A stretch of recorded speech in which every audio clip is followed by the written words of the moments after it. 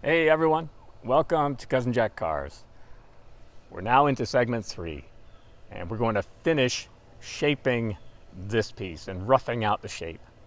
Today we're going to focus on the back side of this angel and also the wings and shaping the top of the wings. I'm going to show you a technique for putting some texture into the back of these wings in the event that you don't have a gouge. There are other options and I'll show that to you. We'll also work on shaping the back side here on the bottom and really just finishing getting the rough out. The final segment, which will come after this one, we'll work on detail. Let's get started. So we're going to continue now to shape out this angel. We have quite a bit of material here on the back of these wings that we're going to bring down. Just as a comparison, you can see, for example, thickness-wise, what this one looks like. This edge right here, of course, is that corner of our block of wood that we never cut off. We want to maintain that edge, but we're going to bring down a lot of this material here on the back. So we'll start with a sort of a center line, right? We still have a reference point on the very top of our piece here that we drew when we first started. And if you're using a block of wood that's 2 1/4, you have probably a mark on the bottom of your piece as well. This one, you know, I have a handle, so there's no drawing on the bottom, but I do know that the center line was right there. And so that will help me kind of have a frame of reference as we remove material here off the back of this piece. Go ahead, put the gloves on real quick. And we'll use our knife to just continue sort of rounding this shape. So right now what we've got is we've got this flat part in the middle, and then we have angles on each side. And we'll start rounding that out, removing material, bringing that closer to this edge, all right? Just a series of cuts, these slicing cuts. Again, I'm using the 1.5 inch medium detail knife. And yeah, I could certainly use a larger blade when I'm roughing out. With this piece, I know it's really relatively small, right? 1 inch block of wood, 2 1/4 high. And so even a 1.5 inch blade is plenty big enough for doing a little bit of roughing. And this Helvy knife, it's very sharp, and you can see that the mirror finish on there. That's how it comes from the Smithson family. When you get yourself a Helvy, you can see yourself in it. All right, just really sort of rounding off these wings in the back. This is our pairing cut right here. We've talked about this one before. It's a very short little cut, primarily using our hand. It's not an arm movement at all. We want to put that thumb out of the way and then draw the blade using the hand and fingers. Your arm does not need to move on this cut.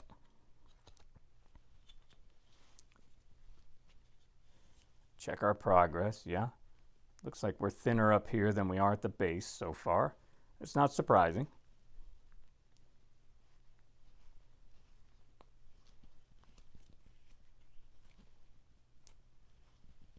So we'll continue to work on this. And we're also going to talk about texturing.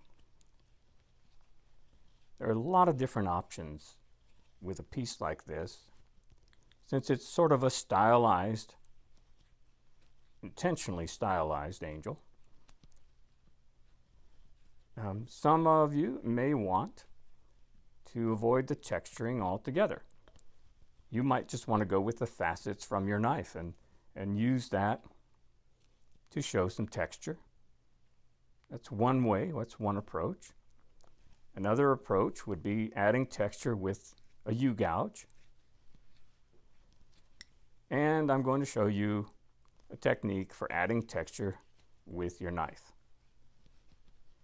Now certainly there are other tools. I mean, you could use a V tool to create texture, feathers, so to speak, right? If that's what you're looking for, if that's the kind of a look that you enjoy. And that's what this is all about, folks. You do not have to make your angel exactly like mine. And I can tell you that every time I make one of these, it's not exactly like the last one. They are different.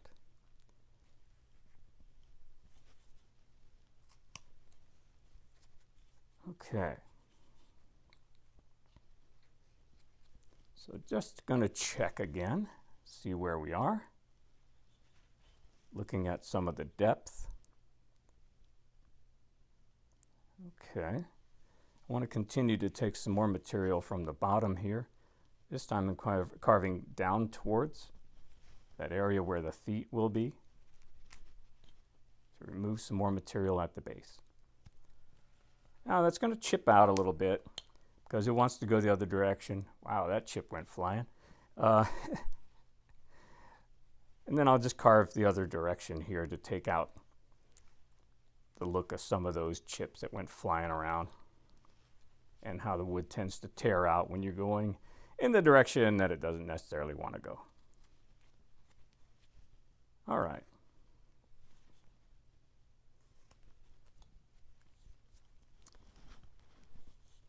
So with these feet on this angel, I know that the knees would be about here,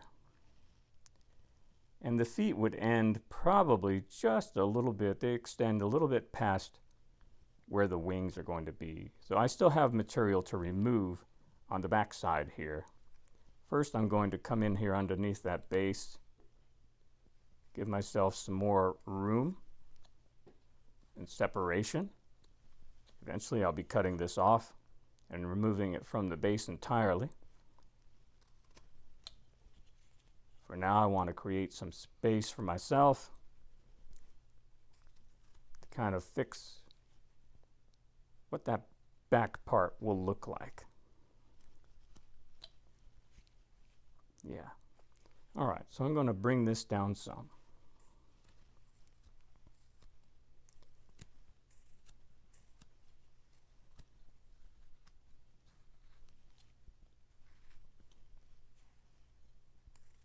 And this is on an angle here, okay? Just to show you the angle that I'm kind of putting in there.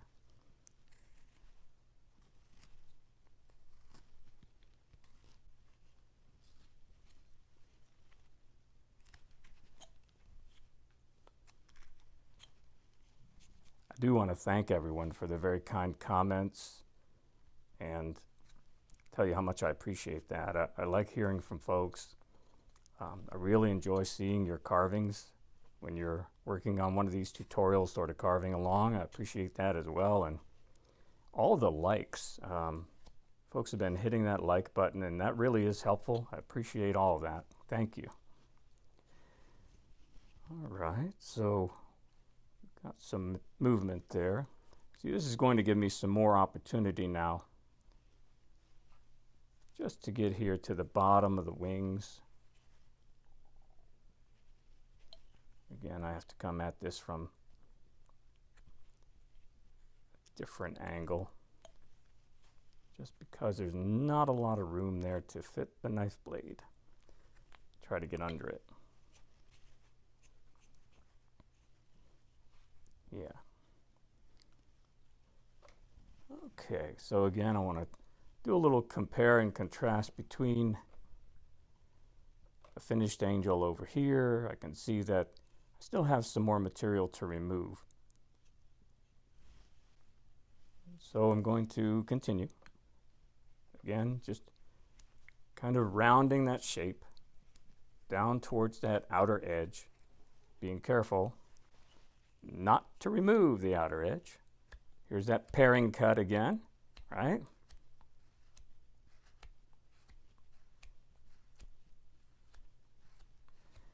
You know, you can tell when a knife is sharp by the way it cuts. You can also tell from the sound.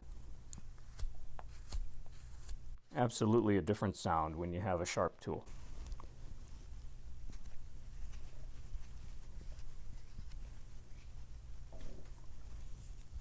Yeah. Okay, so we're getting some pretty good shape right there. All right.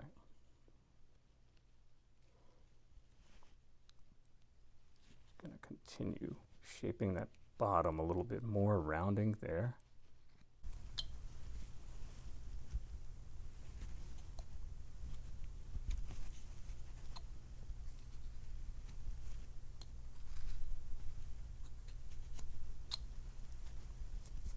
Okay. Yep.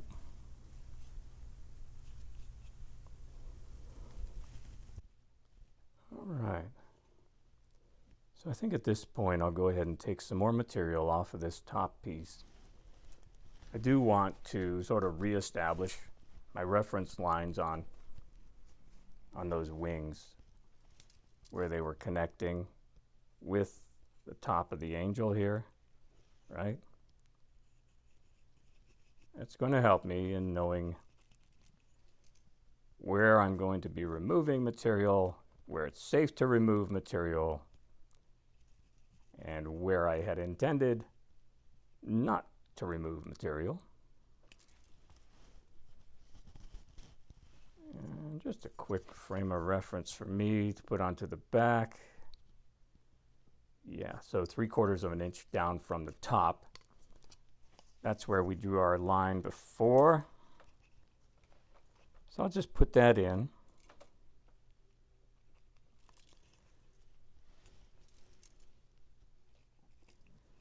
And just kind of pencil in my line so I know.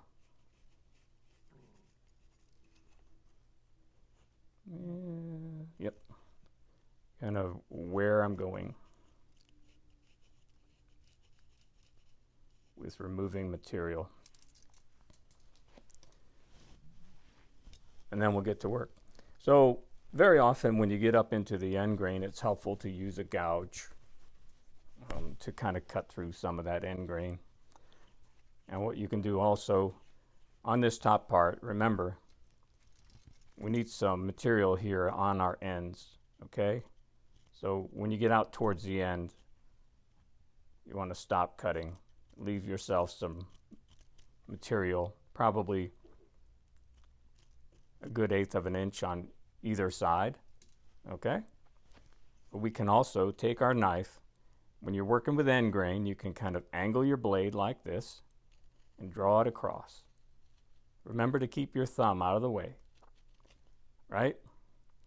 I don't want to hear a message from someone saying, "Cousin Jack, this is your cousin Billy Bob. Guess what I did?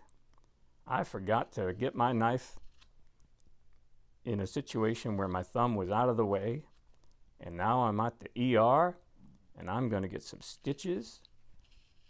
And you don't want that. I've been there, and I have done that.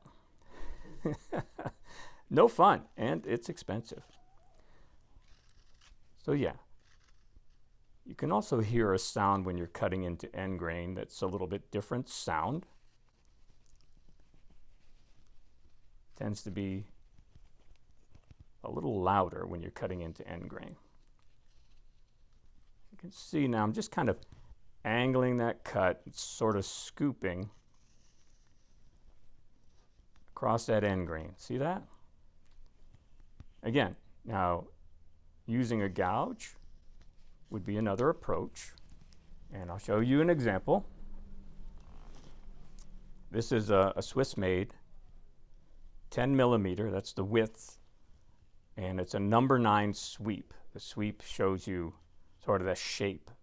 The higher the number, it goes up to 11 basically. The deeper and higher up the sides will go as far as the sweep. And what you would do with your gouge is you would just come in here like this, right? And work into that end grain and take out material. And it's very useful, especially when you're kind of working with a piece and there's end grain and you're kind of wanting to get across there, remove a lot of material.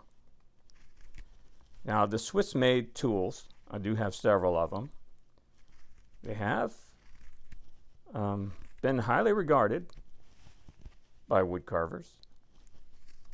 And based on my experience with them, I can certainly understand that. They're pretty good tools, built well, in my experience. Hold an edge well. And I'll tell you what, this particular one, the 10mm number 9, I bought because I was watching a video by Bart Wilson in South Georgia, and Bart was talking about his favorite tool, and that of course would be this particular style of gouge, a Swiss made 10mm number 9. So you can see we've made some progress there with that gouge. Just going to come back here with the knife a little bit.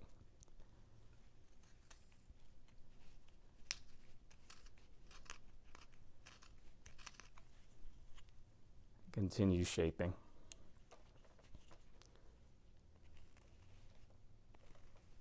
You want to pay attention to which way your grain is flowing when you're going across this end grain. And you do want to bring your knife uphill. When I say uphill, when we're carving up this way, we can get that slice across that grain. If I tried to come back this way, downhill, I'd be slicing into that grain. Think about those grains as a bunch of straws or bristles. There's just no way. So if I go over on this side, again, I want to carve uphill. I hope that is, I've explained that in a way that's helpful for you to understand.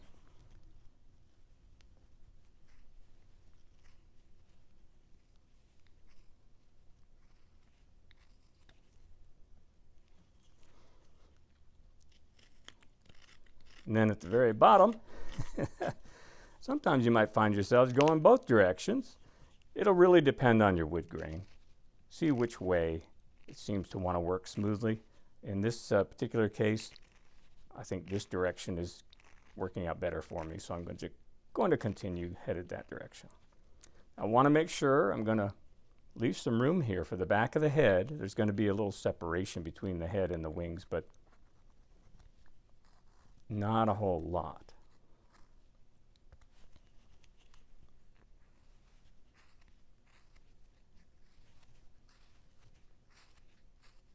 Just working on carving the top tip of that wing now, and I do want it to have a curvature to it, just like we drew right on the front. So I'm kind of rounding over the top of that wing towards the edge to get that effect. I recommend you do one side first instead of jumping back and forth when you're getting to this final part. Do one side first and then use that as your guide when you're doing the other side. If you just jump back and forth, before you know it, you've got nothing left. You just keep working on your material until you're trying to make it match and now it doesn't match, and keep on cutting. Okay, let's go over to the other side. Do the same thing, sort of rounding the top. And there are times when I'll have to go back after I've done this and kind of look at it. Could be two or 3 days later. I'll look at it and I'll say, you know, I could make that look more even. And I'll just make a little bit of an adjustment. I do recommend that, folks. Once you're done carving, you reach that point where you say, okay, I've finished. Well, I recommend you just kind of keep that carving near you for the next 2 or 3 days after that. Before you paint it, before you call it done, completely done, keep looking at it. Pick it up, look at it from different angles. You'll probably find something that you'll say, yeah, I can make that better. I really could. Okay, so I'm just going to get a little bit more material off here.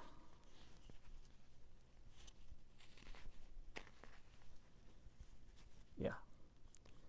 Now, I mentioned to you that I was going to show you some texturing options on the back of these wings, and you can see that on this finished piece, I've included a number of gouge marks to create some texturing, sort of a representation of feathers. And I also mentioned to you there are many options. You could just go with your facets that you've got. I'm just going to carve off these pencil marks. You can use your facets and go with that. You could also decide to sort of use those long, flat slices to kind of smooth out the back of those wings and get an effect like a flat plane approach. You could do that. You could use a gouge, as I did on this piece. And that's just a series of gouge marks on an upward angle, like so. A series of gouge marks in each direction with smaller gouge marks in the center. If you don't have a gouge, there's another option for you. So you can do some texturing with your knife. Let's say again, we've got our center of our piece roughly right here. And you can just draw some horizontal lines. No, I'm sorry, diagonal. Diagonal lines, basically on a 45-degree angle, just like this. This is a technique that's been around a while. You've probably seen folks like Russell Scott going back the other direction now with some diagonals. Russell Scott does this. Doug Linker, seen him do this as well, to provide texture using a knife. So what we've got now is this grid pattern with diagonal lines. And what we'll do next is we'll come to the top of each of these shapes, these little diamonds, and take a triangle cut, just like that. That will provide some texture. Okay? So to do this, the first step really is to take our knife and follow those lines that we drew. Careful on that edge, right? We want to preserve the edge of the wing. So try not to put a whole lot of pressure on the edge. If something breaks, and I did have someone contact me last week and said, well, I just broke the wing. I've glued it back on. And glue is your friend, folks. I have glued plenty of pieces, and you can do any number of wood glue, Elmer's glue, mixed with sawdust. You can use super glue. You need something quick. And of course, two-part epoxy if you need something strong and lasting, so on. All right, so we've kind of traced over our lines there with the blade of our knife. As I mentioned to you, now we're going to just do a little triangle cut. Put the tip in here, tip in there, and then slice across. We're going to create shadows. That's what we're looking for. And these shadows will give the texture and the feel of some feathers. All right? So we'll just continue to do that. At the top of each one of these little diamond shapes, we're removing just the very top piece of the triangle. This will create a pattern. It's kind of quick, easy, satisfying.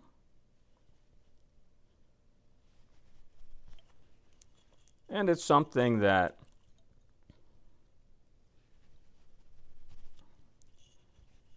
can give you the look of a feather and the look of that texture. There's another little technique you can add to that. You know, each feather, when you think about a bird, for example, there's a little vein that kind of runs down the center of a feather. And you could certainly carve in a bit of a line there with a V-tool, for example. You could use your knife. Up to you. Just going to go back in here to the very top of each diamond. I want a little deeper shadow.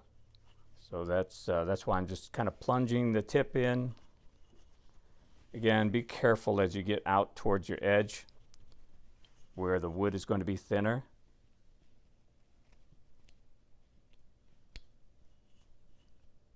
Yep. So just use caution. Okay, folks?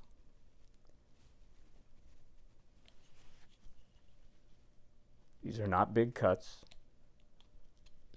These are pretty simple, shallow cuts. Just going to put another one in here. And I'll tell you, if I'm ever doing a video and I have a piece break on me, I will film it. I will show you what went wrong and how I plan to deal with it. Very often, you have some choices. One choice is to do a redesign, sort of rethink how you want that piece to look based on what has happened. Another option is glue, like we just talked about. If you have a piece that you can glue back in. And then I guess another third option is thinking about your piece as a designer firewood, so-called. I don't very often give up on a piece of a carving that I'm working on. There have been times where I did, and that was probably more about the quality of the wood I was using. I was trying to carve, for example, a piece from pine dowel rod, and it was so brittle, and when it did finally break on me, I was done. I was not about to continue the frustration. So now that we have those lines and little bits of texture in, you know, just continue that over here on the other side.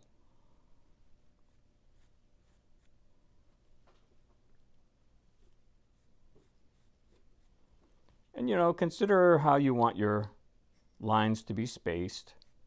You can certainly alter the space, make them wider in some areas and maybe more narrow and closer together in other areas. It's really just a look of texture.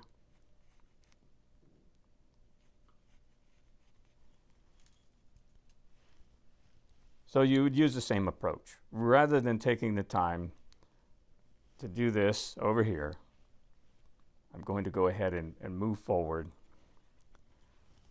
Show you the technique on the front.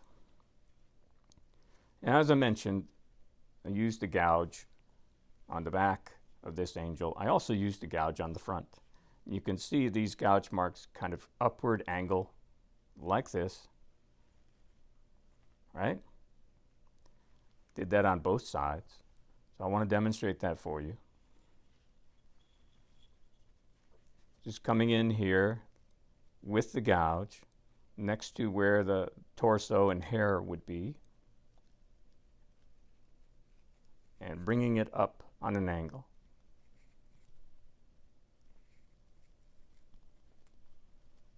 Again, be careful near the top. You do not want to chunk out a good bit of your wing and then not have it. Come back on the other side.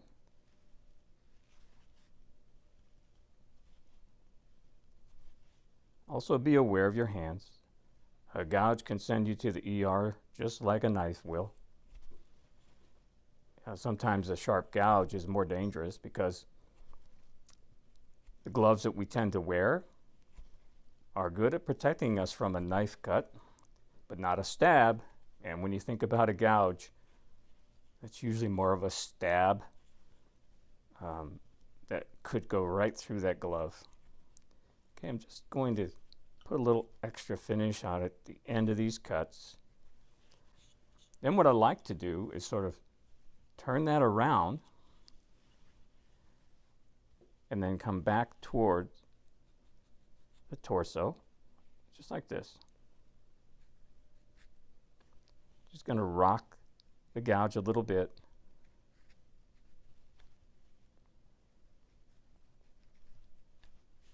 And be very careful. Same thing on this side, sort of coming back this way.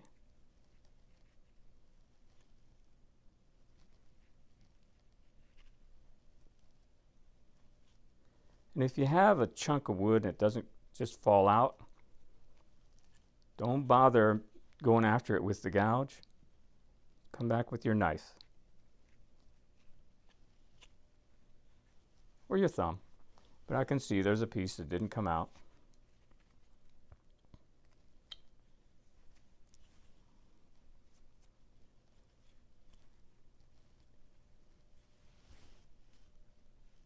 I've got an area up here I just want to clean up a little bit. I'm not satisfied with how that looked. It looks like it wants to chip out when I'm going in that direction with the gouge. I'm going to turn that around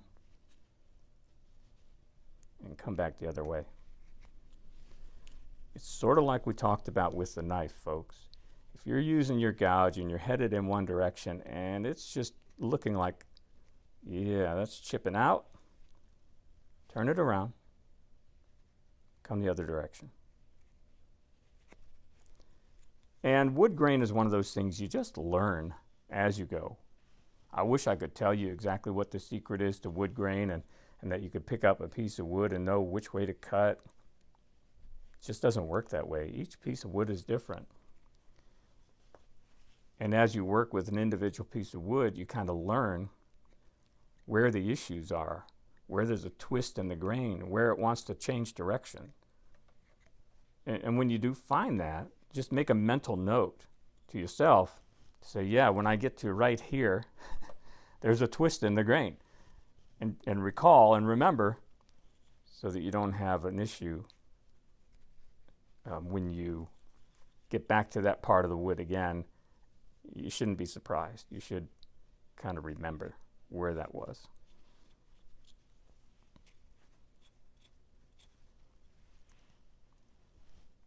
Now, again, if you didn't have a gouge, you could use the approach that we used on the back to try and create some texture on the front of the wings.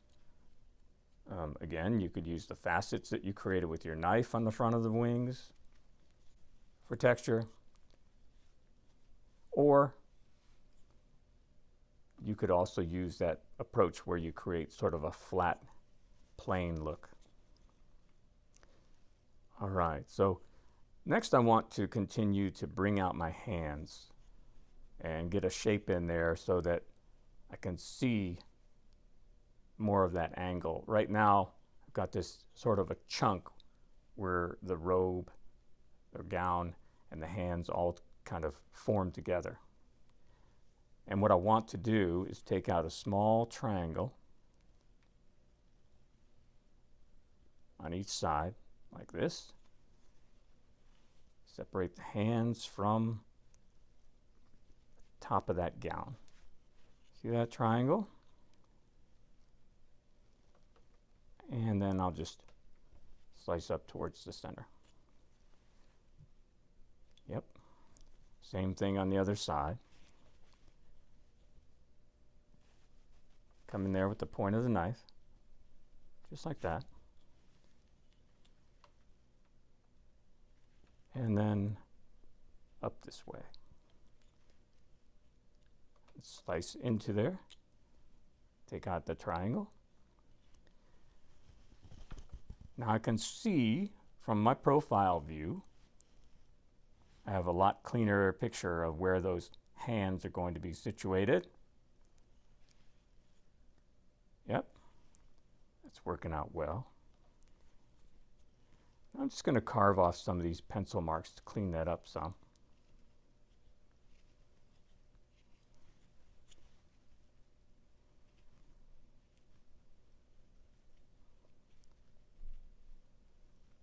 Yeah.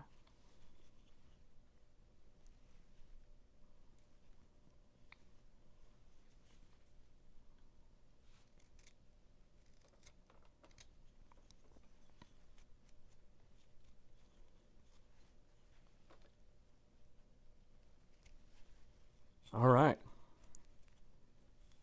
Folks, I think we have completed our shaping on this angel. What I'm going to do next is I'll finish up the texturing that I showed you over here. I'll put that in on the back side of the wing over here.